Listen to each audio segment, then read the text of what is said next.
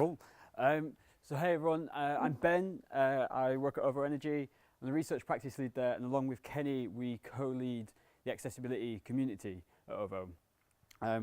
So our talk today is going to be about accessibility. We're going to talk a little bit about what it is, and hopefully you'll leave with some practical tips, both around how you can start thinking about accessibility at a community level within your organisation, but also some tips around how to build products that are accessible. So first of all, what is accessibility? Accessibility, at its heart, is about ensuring that everyone, regardless of their abilities, can use the products that we build. And why is this important? Because, well, 1 in 5 people in the UK have a disability. I don't have a disability yet, but as we know with age, this rate actually increases. So people in this above kind of 70, that rate goes up to about 4 to 5, like 45% of people have some form of disability.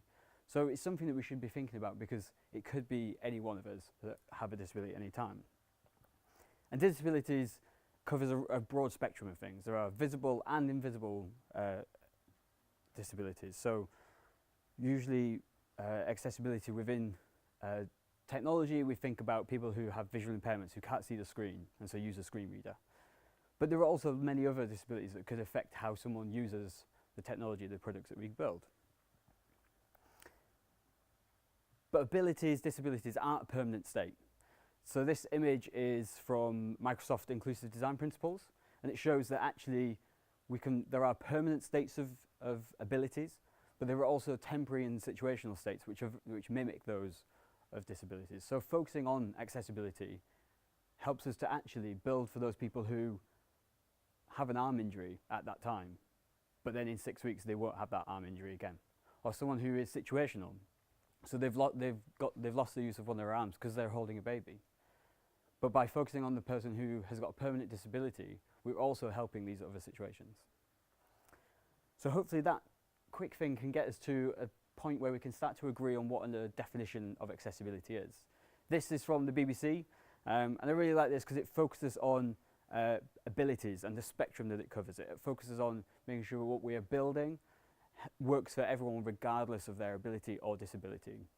This is actually now the definition that we have kind of stolen and adopted from BBC that we're using now with Ovo. So the case for accessibility. Yes, we should be doing it, but sometimes businesses aren't always doing it. And sometimes you might have to go in and say, well, we should start doing accessibility. You might be given a question of, well, why should we do it? Because, first of all, it's the right thing to do. Why would you want to exclude some people who might not be able to use your product or service?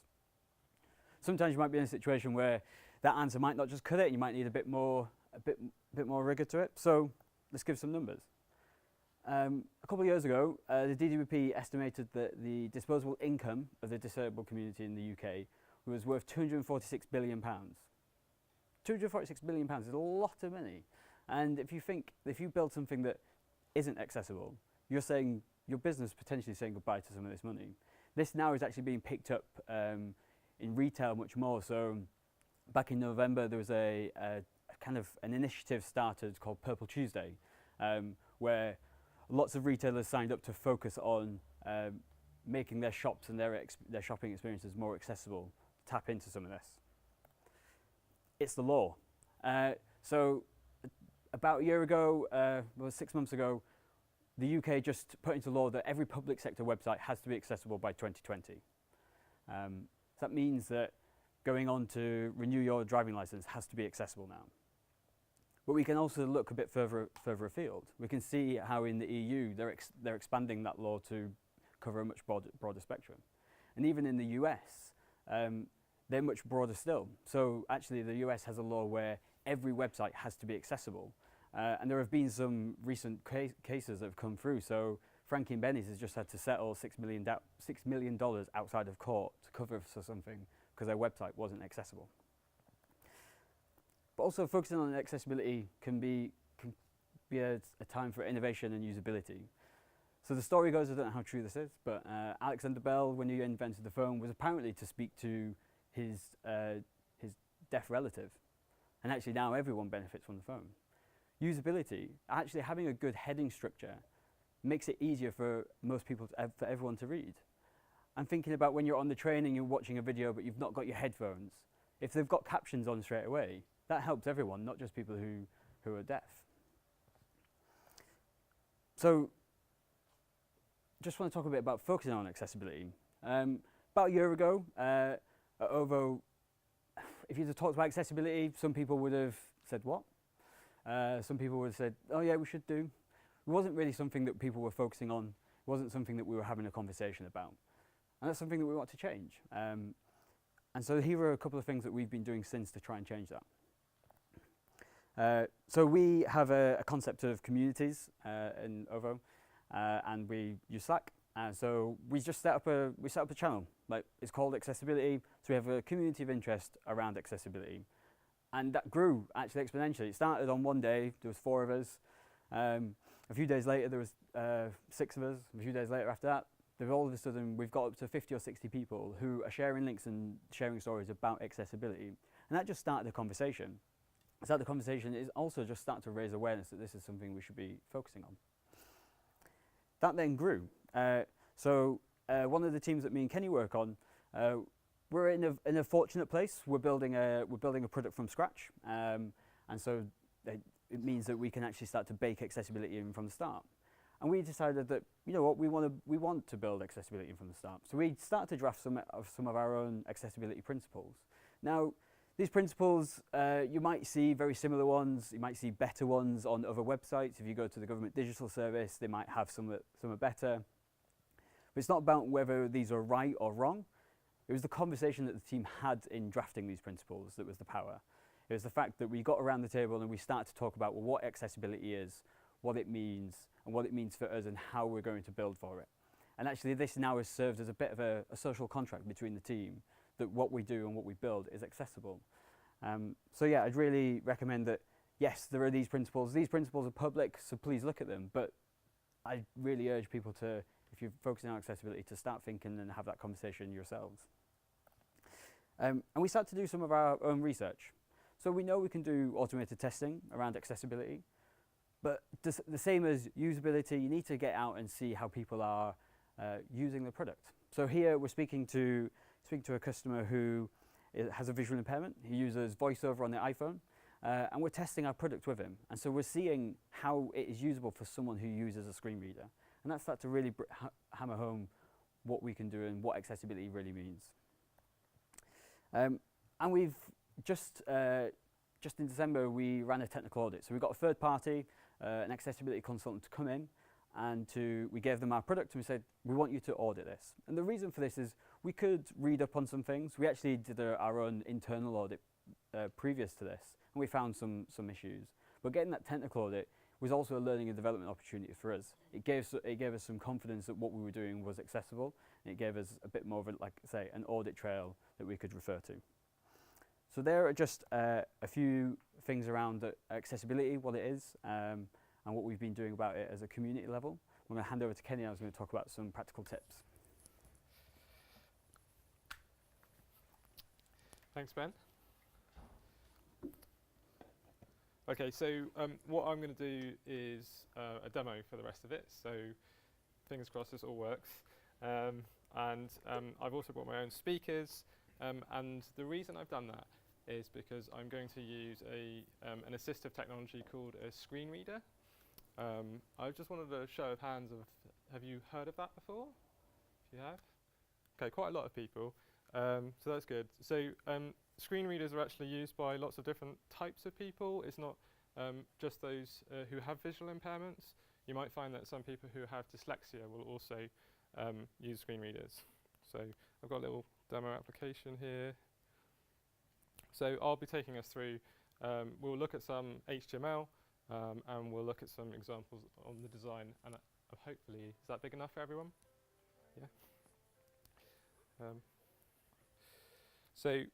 The first thing I'd just like to take us through is a little bit earlier you heard Ben talking about how setting up our headers is really useful for lots of different types of people, and in this example here we've got if I scroll down a bit, you'll see like different levels of heading, and you know that based on how you look at it. But screen readers will be able to help us understand this by actually using the right HTML elements. So kind of try and move away from using things like spans and just styling them to look like headings and actually use the heading elements themselves. And so let me just turn on the screen reader here. Welcome to NVDA dialog. Welcome to welcome to less head. Okay, so when it comes to screen readers, a survey by a company called WebAIM was able to share what the kind of the top 3 screen readers were. So the top one is something called JAWS, and you can run that on Windows, and you usually pair it with a particular browser. So JAWS is used with Internet Explorer or Chrome. And then I'm using NVDA, and the reason for that is because NVDA is free, whereas JAWS costs about $800. And then the third one, for those interested who use iOS, you can find VoiceOver, and VoiceOver can be found on Macs or iPhones or anything that's iOS really. So when it comes to screen readers, if I press the H key, I can start it will pick out the headings for me, and this is something that most readers will have. Main landmark headings, heading level 1. Heading ranks, heading level 2. Exception for fixed page sections, heading level 3. Organized passages of text, heading level 2. Okay, so I may have gone a little bit quickly there, but when it goes to a heading, it will actually read out what level it is, and that is giving the users an indication of where they are. So that's quite useful, and I can press Shift H to go back up the page. That could take quite a long time. So what some screen readers will do is actually give you ability to list items. Elements list dial. So this particular screen reader can list lots of different types of items. In this case, it's links, but I can change it to headings. Type. Headings radio, tree view. So the tree view, it looks like it's expanded automatically, but it's quite easy to just collapse levels. Level 2, level 1 heading ranks collapsed. And then I can start moving up and down. Organized passages of text 2 of 2 level 1. And actually work out roughly where I am. And this is kind of acting as a contents page for these users. So really the big main point I want you to take home from this section is that using the right semantic element is going to be useful for everyone. Accessibility. Okay. Headings. So web the next item links is just 3 tips on what we should be doing with links. So don't use the word link, and this is why. Link to home visited link. So the screen reader will actually say that it is a link anyway, so that you don't actually need to say, oh, this is a link. But also for those who can visually see links, make sure they do look like links. Don't kind of make them look like they're part of the text. And using the word link to say this is a link, it should look like a link. You should be able to click on it. When you've got people who use their keyboards more than anything else as well. And so we should be thinking about the kind of focus that links have. The standard focus on most browsers is quite this like thin light blue border around them. And for this particular application, I've made it a lot more clearer where users are. And actually, if anyone's used to, like power users who are used to tabbing through their pages, if you know where you are, it's much easier to do things quickly. As we saw before with the listing things, make sure that your links are readable out of context. Learn more 10 of 11 level 0. If anyone who has no idea where this link is going to go when they see it out of context like this, but the one above it. Learn more about apples on Wikipedia 9 of 11 level 0. It's much more descriptive about where it's going to go to. So I've put in that it's going to be going to a page about apples. It really does do that. In this particular case, I've also said that it's going to go to Wikipedia. Like if I've got users in my application, and I want to be able to point out, oh wait a minute, if you click on this link, then you're probably going to go out. There are other ways of doing that, of course. We can use images, things like that. But this is one way that you could think about doing that. The last thing I wanted to talk about was something called skip links. I don't know whether you've come across these before, but there are ways of being able to skip over content. Skip to main content visited link. So with skip links, they're not dead, please use them. Most people will use skip links at the top of the page, because when a screen reader or whoever jumps onto a web page, then you start at the top of the document and actually you're trying to get to the main section. There's some advice about what to call skip links as well, whether you say skip to the place you want to go to or whether you're saying skip over things. I think there's places for both, so just use the surrounding context for help here. And skip links don't have to just be at the top of the page, they can actually be in the middle of your content as well, because you may have like a really interactive element coming up. So it might be useful to say, hey, skip over, let's say, like sorting something. Okay. Image. So just some advice on images. With images, the one piece of advice is if you're using the image tag, always use the alt property. And what the alt property will do is, if, say, your images don't load for whatever reason that is, then whatever you put in that alt property will actually show in most browsers. If you think, oh, this is just some decorative squiggly line on the screen, then don't think you can just leave the alt attribute out, because some screen readers will actually try and read the source. And in this case, let me just turn that off for a second. Exit. In this case, that's like lots of letters and numbers and things like that. So probably you don't want your users to be listening into that. So if I turn the screen reader on again. Well, accessibility. And I just jump forward with my headings. Age. Main landmark. Use appropriate. Example, Granny Smith heading level. So I'm on the Granny Smith heading level now, and I'm just going to press down. The Granny Smith is a tip-bearing apple cultivar. Okay, so in this case, I decided to say that the image was like decorative more than anything else. And the reason I did that is because I was using the surrounding context for everyone. So I've got the heading that says Granny Smith, so I don't really need to say it's a Granny Smith apple. I could have said that it was a green apple. That might be some really useful information, like up front, but actually some of the surrounding context in this case also says it's a green apple, so that's why I didn't. But just use that surrounding context to really work out what those alt properties should have in them. The last thing I'm going to take us through is a login form.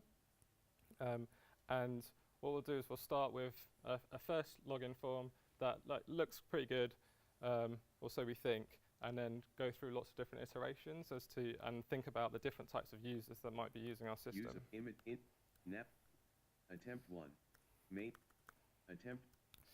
So here's our first attempt. Let me see it. So our first attempt, okay, so it's a login form. I can see the login button, that's great. I need to enter in my email address rather than a username. I need to enter in my password. Fantastic. Actually, not everyone will be able to see this though. And that's because I'm using something called the placeholder property on the input element. And it's light grey. And because it's light grey, if I have got a really, really bright screen, for example, and actually I think it's quite difficult to read up there, so it hammers the point home a little bit. But if I've got a super bright screen, then I can't actually see the contrast difference between the background and the text itself. And so some people just won't be able to see that at all anyway. What about the situational context? What if I'm outside? What if the sun is absolutely blazing onto my phone? Again, I probably won't be able to see that text because it'll be so bright. With the placeholder property, you'll also find that when you start typing in, so here we go. Email address. Okay, so I start typing in my email. Oh, and then I've forgotten whether it was asking for my username or whether it was asking for my email address. With IE11, as soon as you click on the input, the placeholder just disappears as well. So, and then the last thing, well, there's so many things to remember, but we at OVO will attempt to try and think about like how big our hit areas are. So with buttons, like Apple's recommendations, they should have a hit area of 44 pixels high at least, and at least 44 pixels wide. With these input boxes in their current form, actually that hit areas are smaller than that. So people who will struggle with dexterity for whatever reason that may be are going to find it difficult to hit these as well. Cool. So for our second attempt, let's try and fix some of those Attempt things. 1. List with 6. Okay. So here's our second attempt. What we've done this time is we've tried to address the memory issues that we may have. The text won't disappear when I start typing in it. We can see that it says email address and password, so that's really useful. Let's just use the screen reader for a second. Edit has autocomplete. Oh, Blank. it's not actually telling me what I need to enter in here. Edit protected. Okay, this isn't Blank. as helpful as I'd hoped it would be. So what I have done is I've used, I'm going to turn it off for this bit. Exit. Exit. So I have used a label here, but what I've forgotten to do is actually connect it to the input underneath it. So I'm using the right element, but I haven't actually connected them together. And that means that not only do I kind of miss out on the clicking on it and it going to the input, I also miss out on the screen. Our screen reader users now just have no idea that it's connected. Okay, so let's fix that. As we go there, turn this back on. So this time I've put that attribute in. Accessibility examples Moz. Email address. Okay, so now what I've done is I've connected the label to the input, and the hit areas now kind of reach that minimum of 44 pixels. So people who struggle with their dexterity are going to have an easier time now, and the screen reader will read them out as well. Password edit. Email address edit has autocomplete. Great. So at this point, I'm actually quite happy with the form, but I think we can do better. For example, the password, like what, I can't remember which one it is. I know you might be telling me that I should be using Password Manager, but not all our users will be using those. So is it the one that had the number at the beginning and then an uppercase letter, or is it the one where I had to put in loads of different phrases? I can't quite remember, so why don't we just help our users and put some hint text somewhere on the page so that they can actually remember, or get towards remembering which kind of password am I meant to be putting in. So let's have a look at that. List. Email. Okay, so there's no security implications here. Like probably when the user signed up for your application, you told them what the password requirements were for, so we don't have to worry about that. So we put it on the page. It doesn't look like it's anything crazy. It's just asking for 8 or more characters. That's fine. I'll just use the standard one I'm used to using. That's good. Password edit protected. Uh-oh. Blank. It's not being read out.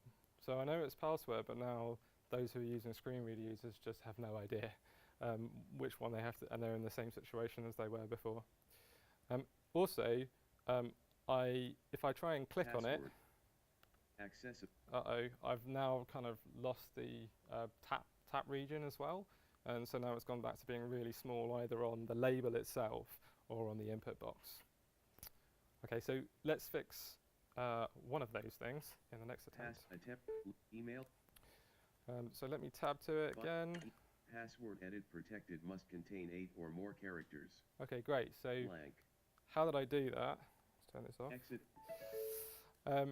So now it's being read out by the screen reader, and that's because I'm using a set of properties that are defined that are called ARIA properties, and that stands for Accessible Rich Internet Applications, and there are a set of extra properties for HTML that can make our applications more accessible.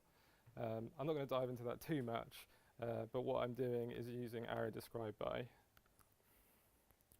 So ARIA describe by works a little bit like the for attribute. So what you can do is say put in an ID. You can put in actually multiple IDs if you really want to, if you wanted the input to describe lots of different areas. And then I put that ID on the div above it, which is the hint text. Okay, so I fixed that, but what I haven't fixed is if I'm clicking, my tap area isn't quite right. So let's move on to our final attempt. And turn the screen reader back on. Well, accessibility. Password must contain 8 or more characters. Edit protected. Okay. Blank. So, what did I do? I won't need that anymore. Exit. So what I did instead is I actually decided not to use the ARIA spec at all. And I just made it part of the label, because why not? It's going to read out for everyone. I've now made the tap area even bigger, so the likelihood of hitting the password if you're on a phone or something is much easier as well. And our screen readers are still reading it. So you might be thinking, well, I could have put the hint text underneath the edit box and used the ARIA describe by and all of that, but then we would be forgetting about the users on our phones, where the keyboard suddenly hides the hint text. So that's why it was useful to put it above the input box. And that's it. It worked, so I'm glad about that. And that's the end of our talk. So thanks for listening, and I think we've got some time for questions. 10 minutes, great. So if you've got any questions, then now's the time. Yeah. Is there a compliancy tool for this? Is there a tool you can point to your website that will list all the violations and things you need to fix? Yes, I didn't go into that. It's called WCAG. It was on a slide earlier, not from our talk. It stands for the Web Content Accessibility Guidelines, and there are 3 levels, A, AA, and AAA. Most people will try and reach the AA compliancy, and I think that's the one that's in the law. Is that right? Yeah. Yeah. So you have to be at least AA compliant when the law comes in, or if you're already a public website, then you have to do that anyway. AAA is very difficult to reach, and a conversation I had with Ben earlier on this week is that actually AAA compliancy can actually make your website worse for other types of users. So yeah, and there are tools that can do that. One that comes to mind is a tool called Axe. So yeah. There's the thing to kind of remember about those. There's quite a few tools, so like Google Lighthouse, Wave. There's different color contrast checkers that you can use. The Government Digital Service did a bit of an experiment, so they tried to purposely build the most inaccessible website, and then used all the automated tools against it. And what they found is actually the best automated tool, which Axe and Wave were kind of neck and neck, could only pick up 40% of the problems. So there's still 60% of the issues there. So when we were talking earlier about getting the technical audit, the reason we wanted someone else to do that is because they were going to come in with their experience to add to that 40% that you get from an automated tool, and then you do some usability testing as well on top of that to then learn a bit more. Yeah. Well, I appreciate that. As you mentioned earlier, 1 out of 5 people might have a disability. I'm not 100% sure that that number necessarily correlates with how many people actually benefit from accessibility features. So I was just wondering if you happen to know how many of your customers, as a percentage or a ratio, actually made use of accessibility features. Should we repeat the question as well? Yeah, sorry. So I think your question was, so there's a couple of bits. One, how many people benefit from accessibility features? And 2, how many of our customers do we think? I guess what I'm asking is how many people actually use the stuff that you're putting all this extra effort in. Okay, yeah. So I think there's a few bits to that question. One, the first bit, and for us, is if we're disabling one person using a website, then that's one too many. So whether it is that there's 20% of our customer base have a disability, or whether it's 1%, we still want to be helping that 1% use our website. I think in terms of actual numbers of how many people have an access need who are our customers, got no idea. And we talked about it. We talked about, should we find out? Should we not find out? We looked at like how many requests we get for like large print letters, braille letters, but actually it wasn't that important. We didn't think it was that important to us because of some of the other reasons. So whether it's a temporary or a situational disability, whether it's actually we're getting more usability by doing some of the accessibility work. So for us, it's not about working out how many people per se will benefit from that feature. We think that actually by adopting that as a principle, we're getting a good usability all around. Don't know if there's anything. Want to add? I'll just add that I guess there's this thing called inclusive design. It's worth looking up, and it's a set of principles. And when we're talking about accessibility, you're talking about like everyone, and you'll find that when you fix a problem for one type of user, you'll probably fix it for a few, and so that's why we think it's worth it. Yeah. It's not really a question. It's a comment. When using screen readers, I've seen a lot of sighted developers who try stuff out with screen readers, but they never switch their screen off, and that doesn't give them a good impression of how a screen reader works. And so Good point. if you're going to use a screen reader, switch your screen off, then use a screen reader, but also watch YouTube videos on people using screen readers because they are so fast. The rate that the content is read out to them is incredible. It's a real eye-opener for how people actually use I'd love to capture that in the recording. So yeah, just someone in the audience talking about how when you can see and you use a screen reader, you could see as part of my demo I wasn't actually like dimming my screen or anything like that, and maybe I should have. Yeah, I know. But actually that's how people who have visual impairments will be using the technology, and also that the screen reader, I left it on its default settings where the speed was quite slow actually. People who use screen readers go through it at amazing speeds, and we've actually got a link to it in our resources page on the slides, which we'll make available afterwards on meetup.com. I think just to add onto your point completely, like the picture from the research session that I was showing earlier, so he was using voiceover, and obviously it was where we were looking at the screen, naturally trying to see where he was, but actually he was listening to something that actually wasn't visible on the screen because of the speed at which the screen reader moves and the way that the page scrolls. So like you say, you're not getting a fair representation because we were looking at it and then trying to listen, and actually we're getting a different experience to him because he'd gone further down the page than we had. A lot of people use sort of third-party component libraries nowadays. Do they tend to be quite accessible driven, or? No, actually. You do need to do some research on that with the component libraries that you're using. I work mainly with React, and there are some libraries coming up that are becoming a lot more accessible, and it's becoming a little bit more widely known across the community, which is great. But yeah, you do have to be careful. Sometimes you need to actually look for how they're being used. I think it's also the context as well that you need to add to it. So whether you've taken a pattern from somewhere else, so it might have worked and it might have been accessible for that context, and then if you've changed it and put it into a different context, you need to kind of check for that. Yeah, and it depends what kind of component library you're using. Like if it's a framework, a JavaScript framework, it's like a single page application, it's using JavaScript for everything, it's really easy to forget about the DOM and HTML elements and the kind of inherent accessibility you get from using the right elements. So it's also worth remembering that too. Top there. As you develop a more feature-rich application, do you find you have to perhaps think about adapting what your different experiences are for different people? Or like, as in if you've got a lot of information on a page, do you have to change almost how it's laid out or in any way? Yes, actually, yeah. So I guess we are trying to pair all the work that we're doing with the research that Ben helps to put together.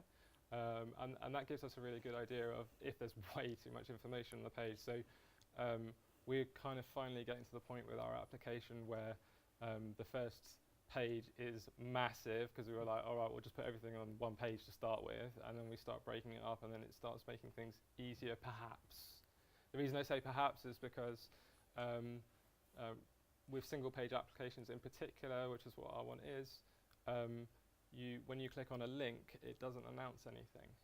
If you use something like Wikipedia and a screen reader, it's kind of like how websites used to be developed, and actually it will then start reading out the whole page for you. So you have to start being really careful with again back to the component library thing. But yeah, we totally will. Like for example, as well, we've got like this area where you can expand two different things at the same time. And actually, that's really, really unhelpful when it comes to using the screen reader. And actually, probably for everyone, because things like it suddenly drops down, and then you go to the next one, you click that one, and that one drops down. It's like this change of context that people aren't expecting, and that's everyone. So yeah. Yeah, I mean, I get the impression that there was lots of things you have to kind of have in the heads of people and kind of constantly be applying and evaluating. How much of that can you kind of abstract and automate? Versus, I mean, is this largely just a kind of down to humans and testing, or can you automate some of it? Do you want me to? You go Let me first. repeat the question because I haven't been doing that, so sorry. Are there ways to automate some of this behaviour in some senses? I think that really goes back to what Ben was talking about earlier, which is that some of the automated things that we can do only picks up to 40% of the issues. But you can take a lot of manual testing yourself into consideration as well. So, like just making sure that you can, all the things that are interactive that you're using a mouse for, can you achieve the same results by using your keyboard? And if you can't, then it's probably broken. There are lots more, but I can't remember them all off the top of my head. But Ben, do you want to add I think it's really hard to do the automated stuff, and I don't think it's there. I think it has to be, you have to be, so the principles page that I stuck up, that's really important because actually we have to remind ourselves when we're working on a story that, like there's times where we've got halfway through and it's like, oh, well, what about this situation? So yeah, I think what we've got in our mind is a couple of scenarios or people that we spoke to and like, well, what would it be like if that user that we spoke to last week was going to be using it? So it does need to be at the forefront of your mind. It's an evolving conversation that we're having in OVO. Like it's not something that even we're automatically always doing as well, and we can't always rely on the automatic tools. So you won't get it right straight away. And the way that we're talking about is not saying we're going to be 100% accessible. It's like we're going to be as accessible as possible. We're going to be more accessible tomorrow than we were today.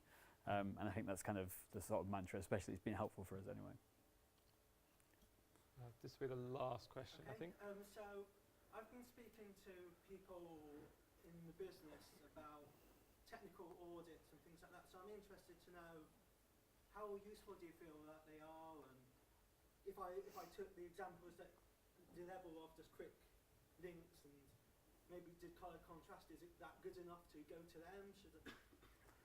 And do you feel like the business has found it useful, or development found is external unit audits useful? Or, yeah, so I'll talk about how it's been useful for the business if you want to talk about how it's useful for developers. Yeah, sure. Yeah, so I think from a business point of view, annoyingly, and we probably all know this anyway, that having some sort of report from the outside world telling us something by someone who's called a consultant or an expert is quite helpful. And it's been quite useful to kind of galvanise people around because it's seen as this other thing that someone else is talking about. I think from a personal aspect, there were things that we knew that we wanted to address or solve, and some of those have come up through research, some that have come from our own reading. There's tons of resources out there to read.